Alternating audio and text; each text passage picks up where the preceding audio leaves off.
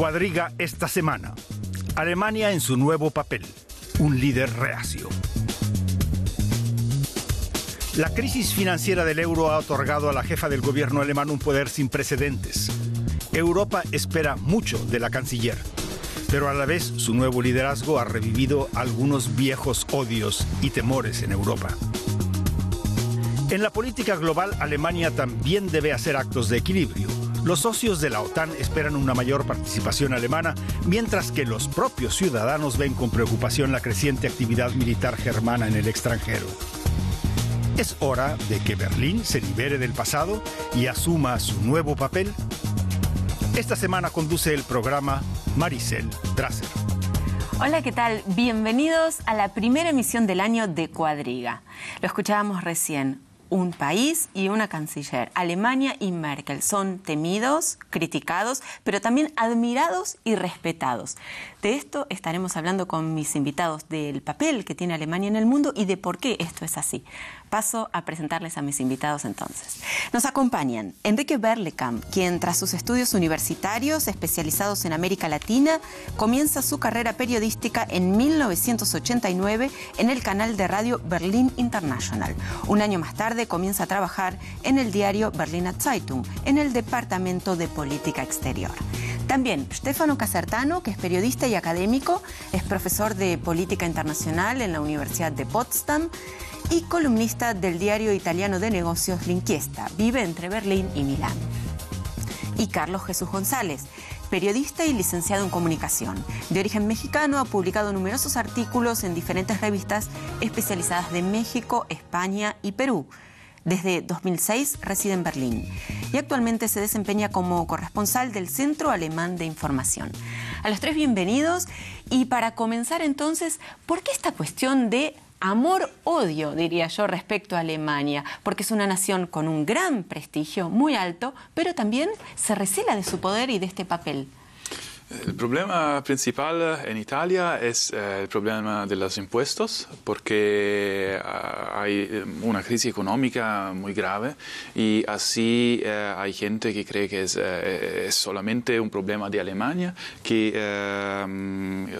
junto a la nueva política de Monti introducieron nuevos impuestos.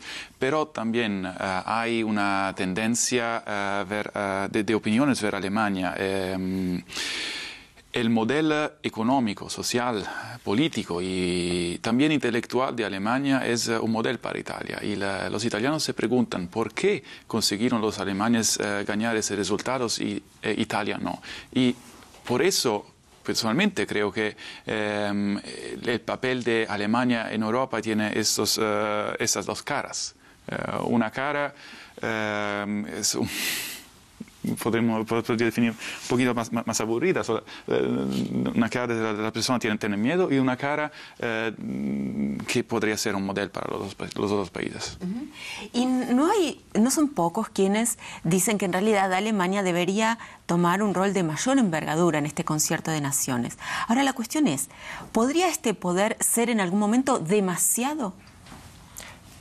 Creo que sí. Hace pocas semanas hablé con el jefe de la oposición española, con Alfredo Pérez Rubalcaba, y él me dijo, sí, nosotros los españoles tenemos nuestras culpas, nuestros pecados, pero no fuimos los únicos, todos mojaron. Aquí en España, dijo textualmente, y entonces él repitió la imagen que tiene Alemania de ser el responsable principal porque los otros países tengan que seguir esta política anticrisis, esa política de ajustes, y no otra de más énfasis en el crecimiento y todo eso. Y el papel que tiene Alemania y que necesariamente lo tiene por el peso de su economía. Alemania es el mayor poder económico dentro de la Unión Europea. La locomotora también, sí. Tiene ese papel, tiene ese poderío y lo tiene que usar con mucho cuidado, y dudo que siempre haya usado el cuidado necesario en esos meses, en esos años ya de crisis. ¿Cómo se ve esto en América Latina? Tomemos México como un exponente importante de este continente. ¿Cómo se ve a Alemania y a su canciller? Yo creo que Alemania es mirada desde dos ópticas, desde México y en general desde Latinoamérica. La primera, pues obviamente, es una óptica, una mirada de respeto, de admiración. Alemania ocupa el tercer lugar ahora en inversiones después de Estados Unidos y España en la región, sobre todo en países como Brasil y México. Y bueno, obviamente es un aliado importante y al que se le admira y respeta mucho, como ya he dicho, ¿no? Pero la segunda óptica también tiene que ver, sin duda, con la crisis europea, que es el rol que está jugando en estos momentos Alemania aquí.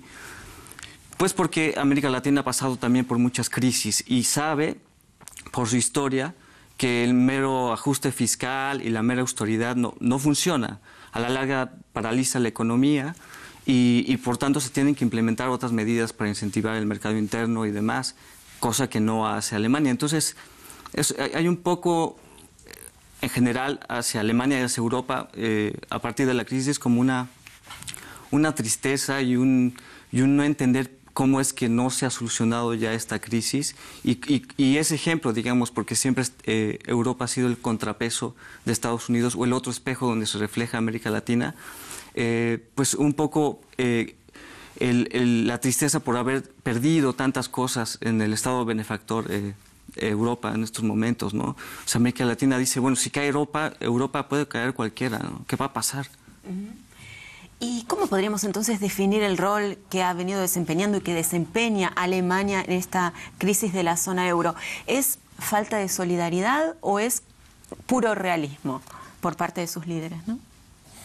Algo de las dos cosas, creo, pero también una pizca de falta de solidaridad, porque no solo Alemania, creo que, no sé si todas, pero varias naciones europeas están haciendo énfasis en sus intereses nacionales cada vez más, están defendiendo puntos de vista más nacionales, nacionalistas que paneuropeos. Y Alemania es uno de esos. Alemania está viviendo de sus exportaciones, más que otras naciones, mucho más que Grecia, por ejemplo. Y lo que nuestro gobierno en Alemania está haciendo es defender ese papel de Alemania como exportador. No da el peso que debería dar al mercado interno, a incentivar el consumo interno también, sino trata de exportar. Y mientras que este sistema se mantiene, no se nota tanto la crisis que hay en Europa en este momento en Alemania. Nuestro gobierno, bueno, también este año electoral, está tratando de convencernos de que aquí no pasa nada. La crisis es de los otros. Nosotros tenemos que pagar por los otros en un momento en que más de todos los apoyos financieros que nosotros, los alemanes, damos a Grecia, vuelven el mismo día a los bancos alemanes y protegen más a los bancos alemanes que los intereses de los pobres griegos en este momento. Ahí creo que hay mucho peligro porque se están creando tensiones y están creciendo esos desequilibrios que puede ser peligroso. Claro, ha habido una división entre, digamos, Europa del Norte y Europa del Sur cada vez más marcada, ¿no? Creo que en ese sentido Francia era como el punto de unión, pero últimamente Francia anda bastante desaparecida. Se pensaba que Hollande iba a implementar más políticas de gasto público, un poco a hacer una coalición con España e Italia, ¿no? Para presionar a Merkel y que no solo dicte esta receta y solo esta receta de austeridad sea la que prevalezca, pero pues hasta ahora no ha sido así. Y estas visiones críticas, claro, también están en Italia y con mucha virulencia, porque, claro, Merkel de aportar más no quiere saber nada y mucho menos sin recortes y ajustes, y esto es lo que se critica, ¿no? Es lo que se critica. Creo que el problema principal este año, 2013, va a ser la situación interna, situación doméstica de Alemania, porque la crisis Alemania es una posibilidad, pero es una crisis, podría ser una crisis diversa, una crisis de la crisis de Italia o Grecia.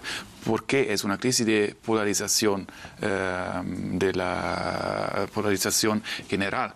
Es una tendencia normal en las economías exportadoras y por eso el problema, el peligro podría ser las tensiones sociales. Y para muchos, Merkel es la mala de la película. ¿Es justo este mote o no tanto? Pues sí, se ha convertido en la archivillana del cuento, digamos, de alguna forma. Aunque yo creo que Merkel defiende no solo intereses de Alemania, sino es la cara que también tienen Suecia, Holanda, otros países que también dicen no a cambiar las políticas que sean netamente de austeridad, ¿no? Y esto, por desgracia, como bien ha dicho Stefano, se ha repercutido en el malestar social y puede llegar a niveles preocupantes. Ya en España hay un sentimiento antialemán que todavía solamente se ubica en la clase política alemana, ¿no? Pero se quedará hasta allí, ¿no? Es la pregunta que... Pero en defensa de mi canciller debo decir que, aunque la Merkel sea la mala de la película, la oposición alemana no hace otra cosa. El candidato de los socialdemócratas que este año quiere llegar a canciller haría con mínimas matices la misma política. Entonces, es una política nacional de la clase política alemana, también de la clase empresarial alemana que está apoyando a este gobierno, por supuesto, y no de ella como persona, como figura.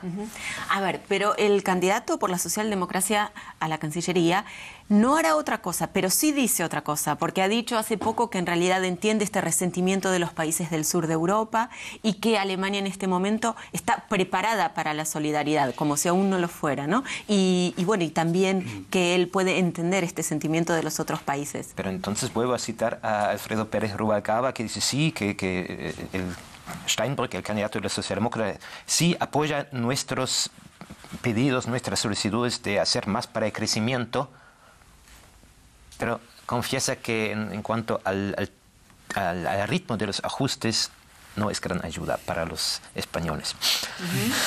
Pero también ha dicho que Alemania no está siendo un buen vecino. Esto es algo que comparten también más allá de las fronteras, ¿no? Los socialdemocráticos fueron el partido que en 2004 introdujeron las reformas del contrato de trabajo y con este mini jobs y otras formas de trabajo que no están bien pagadas. Y así ahora Alemania tiene más que 5 millones de personas que ganan menos que 5.000 euros por año.